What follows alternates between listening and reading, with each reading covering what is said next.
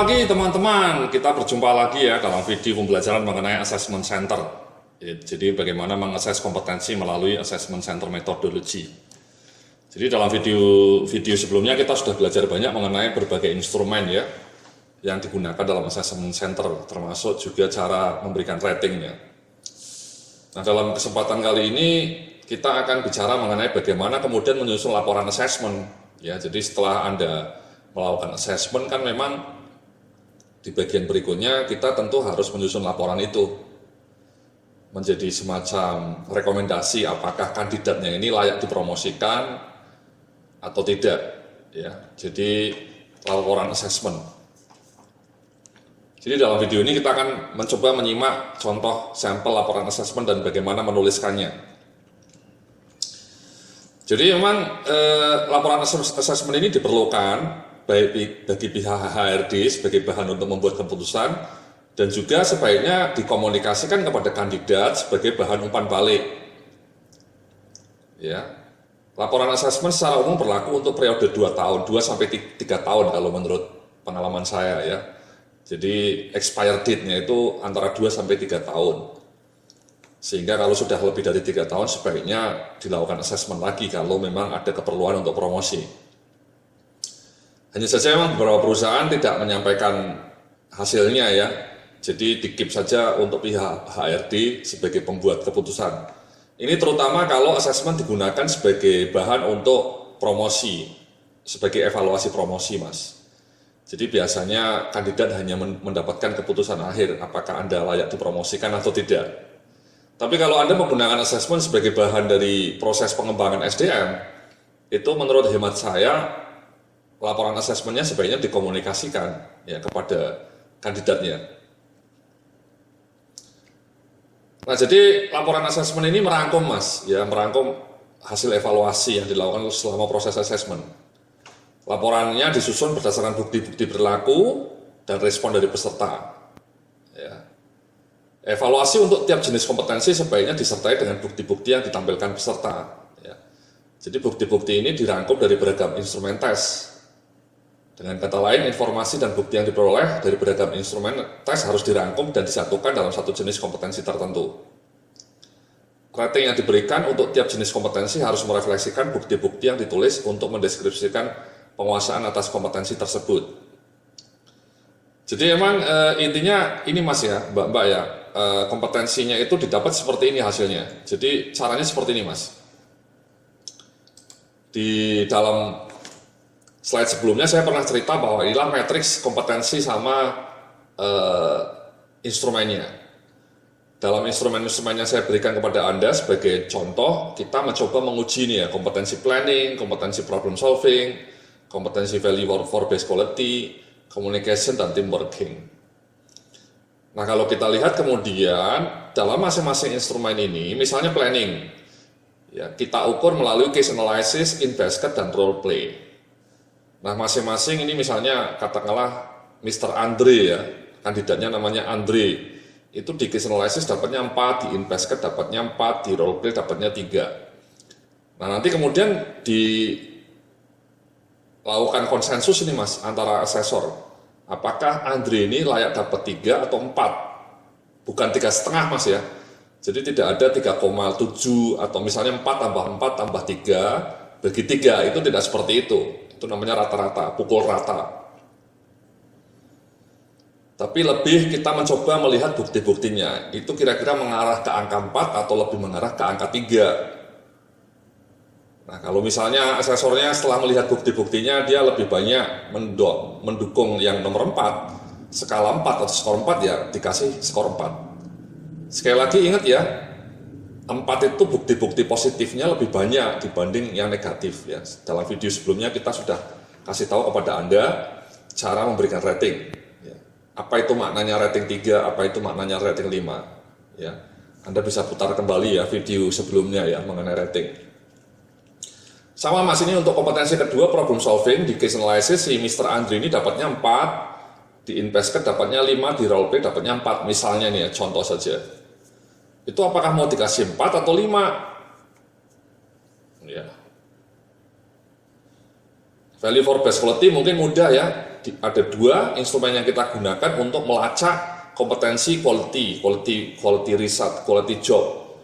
Case analysis dapat 4, presentation dapatnya 4. Ya langsung kita bisa ambil kesimpulan nilainya 4. Tapi di communication misalnya, ya di case analysis-nya 5, group discussion 5, in basket-nya hanya 4, presentation 4, role play-nya dapat 5. Ini mau dikasih berapa? 5 kah atau 4? Dan seterusnya. Jadi sekali lagi nanti hasilnya di sini rata-rata, Mas. Ya, di sininya dikasih rata-rata. Ya, angka-angka ini, misalnya ini kembali ya, kenapa case analysis dapatnya 4? Ini 4 ini, Anda saya lihatin kembali ya, ratingnya. Ya, ini contoh rating.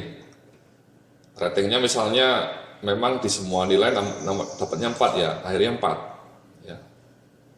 Di problem solving ada yang 3, tapi kebanyakan 4, yang nilainya 4.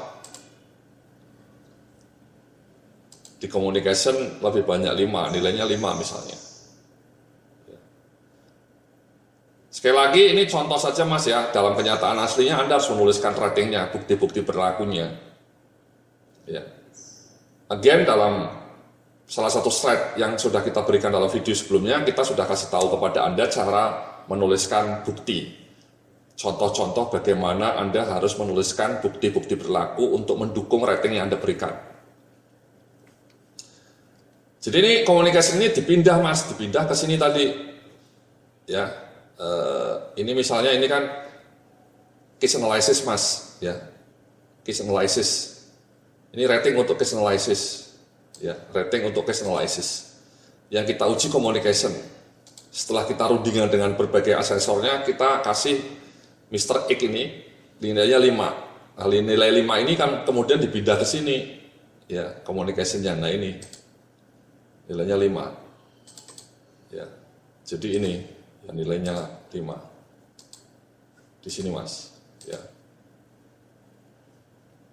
Demikian juga case analysis untuk problem solving misalnya. Nilainya berapa? Kita lihatlah problem solving ya.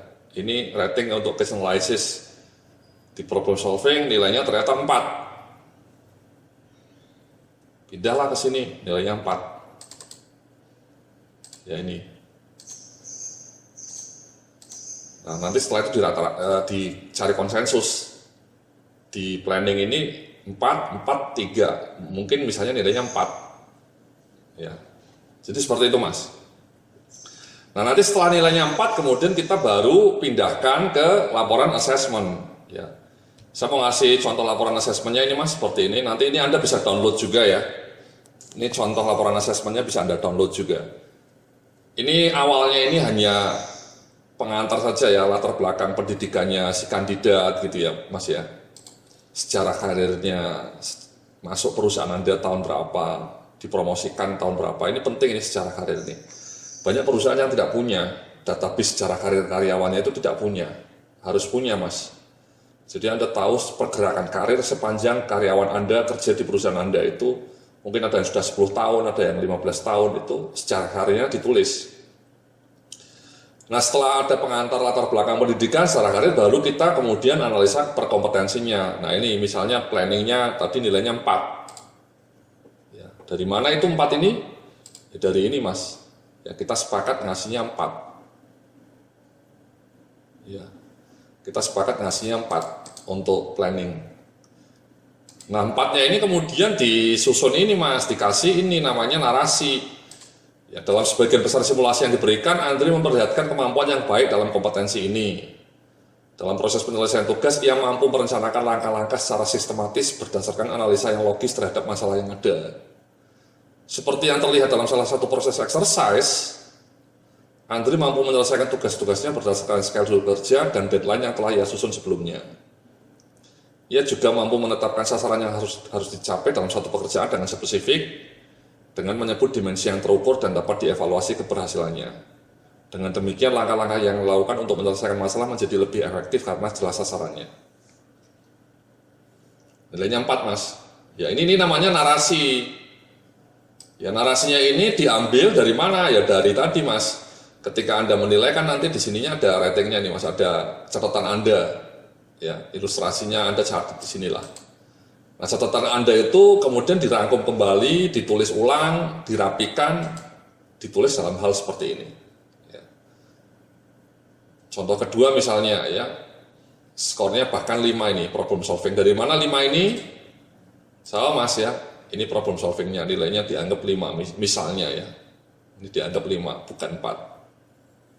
Kenapa 5? Ya ini Mas ya, dalam kompetensi ini Andre mampu menunjukkan kemampuan yang menonjol.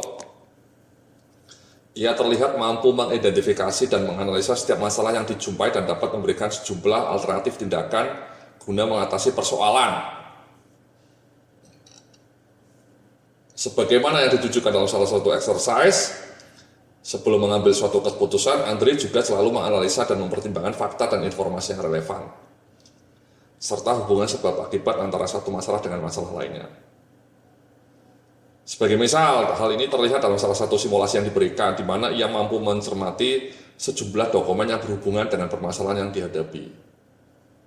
Pola kerja semacam ini tampaknya didukung oleh profil Andre yang memiliki kemampuan untuk melihat suatu permasalahan secara makro, dan kemudian memfokuskannya pada elemen masalah yang dianggap paling penting. Ya, jadi itu narasinya sekali lagi didasarkan pada observasi selama proses assessment. Ya. Nah, di communication juga kebetulan nilainya 5. Sama nih, dari mana Mas? Ini ya, ada 5, 5, 4, 4, 5. Kita kasih 5 karena lebih banyak yang positifnya. Ya, ini bisa kita baca kembali ya. Dalam kompetensi ini, Andre terlihat memiliki kemampuan yang amat baik. Andre mampu menyampaikan informasi dengan suara yang jelas, dengan tempo bicara yang baik.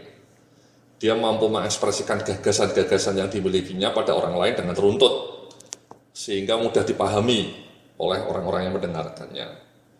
Ya, dalam kegiatan kelompok, Andre banyak memberikan gagasan-gagasan yang dapat diterima oleh orang lain. Kemampuan dalam bentuk tulisan juga terlihat sangat baik ya. Alur pikirannya dapat dituangkan dalam bentuk tulisan yang runtut dan menarik, sehingga pesan yang ingin disampaikan kepada pembaca dapat dipahami dengan efektif. Pada sisi lain, kemampuannya dalam kompetensi ini juga memudahkan Andre untuk membangun relasi yang baik dengan orang lain, dan juga membantunya dalam mengemukakan ide-idenya secara lebih lancar. Jadi kurang lebih seperti itu Mas ya, contohnya ya. Kemudian setelah Anda tulis semua, ya ada yang 4, ada yang 4, ada yang 5, kemudian ringkasan. Ringkasan ini ya summary-nya Mas. Ya, Anda bisa baca nanti. Ya, menonjol dalam kompetensi planning dan organizing, ya kompetensi yang menonjol. Sementara dalam kompetensi communication dan value for personality, kinerja yang baik. Sehingga secara keseluruhan, ya ini ya kalimat akhirnya ya. Potensi kekuatan yang dimiliki Andre lebih banyak dibanding kelemahannya. Hasil assessment memperlihatkan bahwa Andre mampu menunjukkan kinerja yang memuaskan. Dan karena itu Andre merupakan calon yang kuat untuk dipromosikan ke posisi yang lebih tinggi dan dengan gaji yang lebih maknyus. Oke. Jadi seperti itu Mas ya laporan assessment itu ya. Jadi pertama-tama pengantar dulu, setelah itu Anda breakdown per kompetensi dengan mengacu pada bukti-bukti berlaku yang Anda dapatkan ketika observasi. Setelah masing-masing kompetensi dipetakan, kemudian disimpulkan, dan kemudian rekomendasi. Ya. Jadi seperti itu Mas, ya, untuk menuliskan laporan itu. Ya. Jadi sekali lagi Anda bisa download nanti sampel laporannya, ya, bisa di-download, dan kemudian bisa Anda pelajari. Jadi itulah bagian terakhir dari modul video mengenai assessment Mas ya. Jadi sekali lagi untuk wrap up kita mau coba lihat ya. Jadi selama beberapa video ini sampai ada sekitar 14 video ya, Anda belajar mengenai apa itu assessment center, peran assessor. Kita juga sudah belajar berbagai instrumennya, in-basket, role play, case analysis, group discussion, kompetensi based interview atau kita kenal juga dengan behavioral event interview, BEI. Kemudian kita juga belajar mendesain instrumen assessment center dan menulis laporan assessment barusan ya. Sekali lagi Anda bisa download nih materinya dalam bentuk PDF, dan juga materi instrumennya bisa Anda download dan juga sampel laporan asesmennya. Demikianlah pembelajaran kita mengenai assessment center, mudah-mudahan memberikan manfaat yang barokah bagi kehidupan Anda ya, kehidupan profesional Anda di masa kini dan di masa mendatang. Terima kasih, sampai jumpa dalam topik berikutnya. Salam sukses, penuh kemuliaan.